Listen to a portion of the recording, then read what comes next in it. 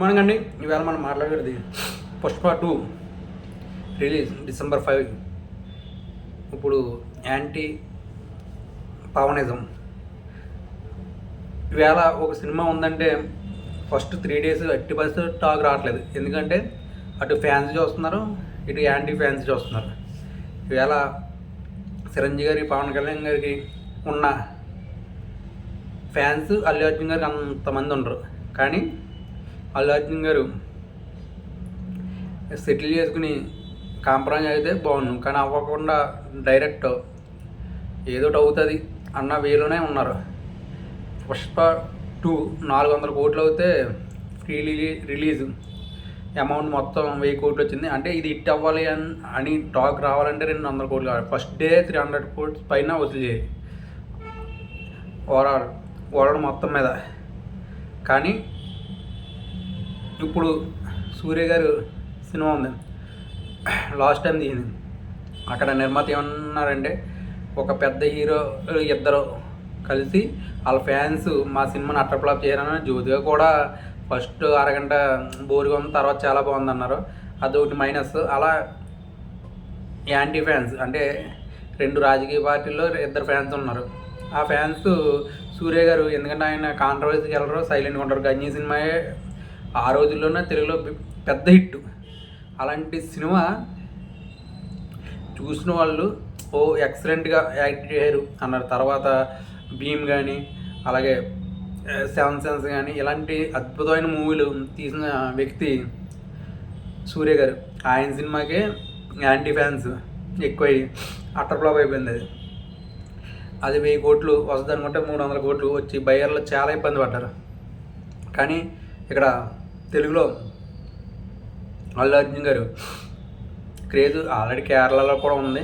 అది 1000 కోట్లు బిజినెస్ అయితే జరిగింది. కానీ నిర్మాత అయితే లాభపడ్డాడు.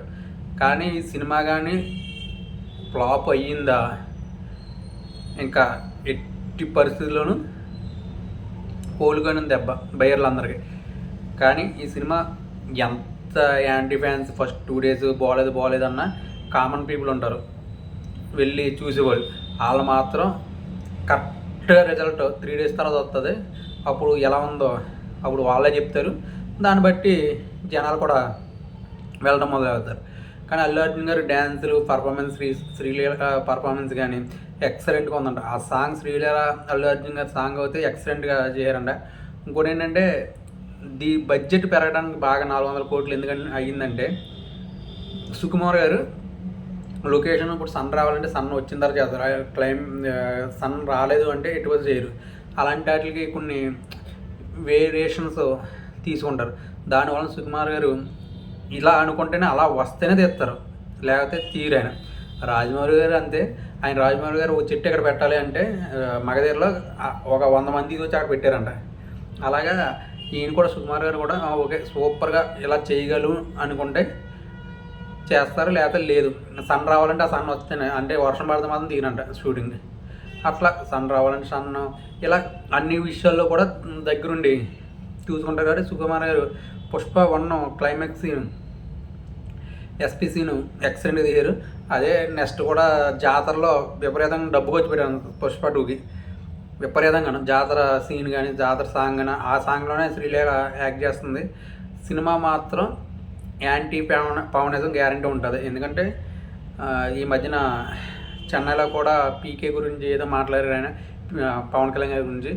వేళ పవన్ కళ్యాణ్ గారు ఆయన చిన్న వ్యక్తి ఏం కాదు, ఆయన స్టేట్ వైడ్ కాదు, ఆయన సెంటర్లో ఈ పరంగా అపాయింట్మెంట్ కావాలితే దొరుకుద్ది.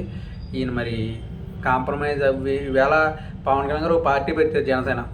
ఆయన నంద్యాల శిల్ప కుమారుడికి ఎందుకు సపోర్ట్ చేయడం వల్ల కదా ఈ ప్రాబ్లం ఉంది. ఎంత వైఫ్ ఫ్రెండ్ అయినా సరే, ఇలా బాబాయ్ మా పార్టీ ఉంది అక్కడ. ఆ పార్టీ ఉన్నప్పుడు నాగబాబు గారు కూడా ఏమన్నారంటే, మనవాడు కానప్పుడు ఏంటి, మనవాడు అవుతే పక్కడు దాన్ని ఒక ట్విట్ చేయడం, అదంతా రగడ అక్కడి నుంచే స్టార్ట్ అయింది. ఎందుకంటే అల్లు అర్జున్ గారు ఇది కాంప్రమైజ్ చేసి ఉంటే ఈ సినిమా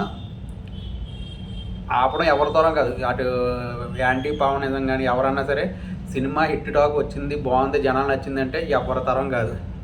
ఫుల్ క్రేజ్లో ఉంటుంది సినిమా.